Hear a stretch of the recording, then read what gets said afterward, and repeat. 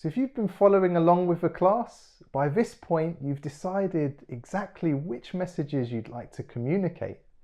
Now let's talk about how we communicate them visually. So when I show this next image, what does it bring to your mind? What message comes into your head when you look at this? Perhaps it's stop or danger. What about this one? Likely this makes you think go. So why is it we have that reaction to the colours red and green within a certain object? Well, it's because we're programmed to think that way. When we see a red light, we automatically think stop.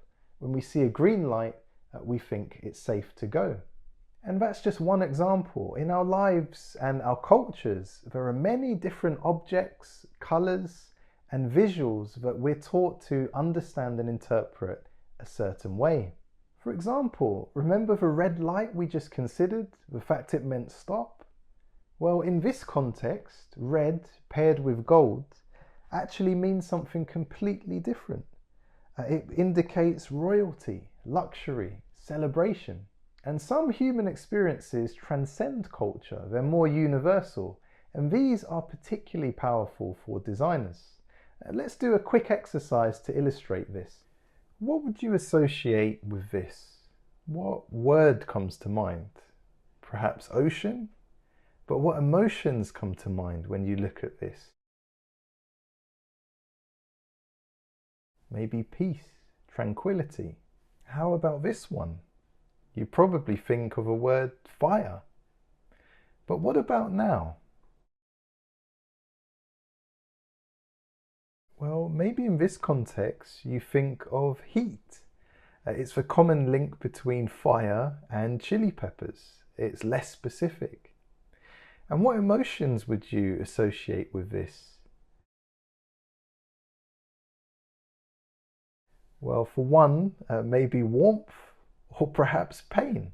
So it's so important that as designers, we understand both the meaning and the emotional connection between visual elements that we choose to employ.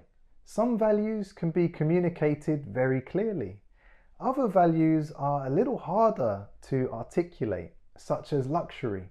So which of these would you associate with luxury versus economy? Why do we view one shopper's stereo as luxurious, another as economical?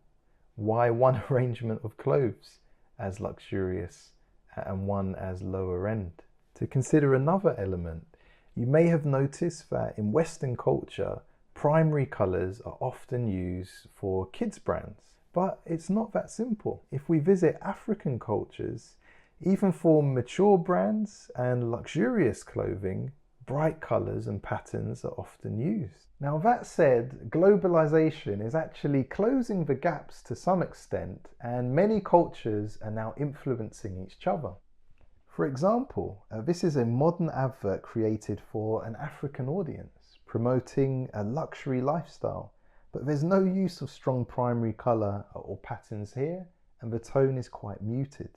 So we've discussed objects and colours, but what about fonts? What role can fonts play in our visual communication? Now this is a poster I've created to show the psychology behind fonts and the different values they're famous for communicating. So for example, serif fonts are seen as more authoritative, formal, serious, trustworthy, perhaps even respectful. Sans serifs, well, they are more modern and they're seen as more modern, but also minimalist, elegant, at times sophisticated or simple. Decorative fonts, well, they're usually seen as informal, perhaps quirky, versatile, original or unique. And script fonts, well, they can convey a sense of something artistic, informal, feminine, or personal. So for your brand, which region or culture does the target audience share? Which colours might be appropriate? Which style of fonts would you explore initially? If a brand is to be luxurious, what do people from that region, that culture, associate with luxury? If it's to be economical, what do they associate with budget and economy? So what's the best way to learn this? Well, it's to always be learning. If you go into town for dinner, have a look at the restaurant branding, the restaurant menu, billboards you see along the way, posters, adverts.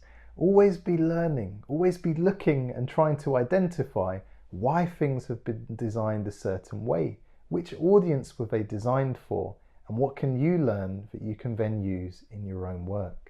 So we've looked at the way we perceive visual information based on our culture, our environment. In the next lesson, let's look at the way we actually process information as humans.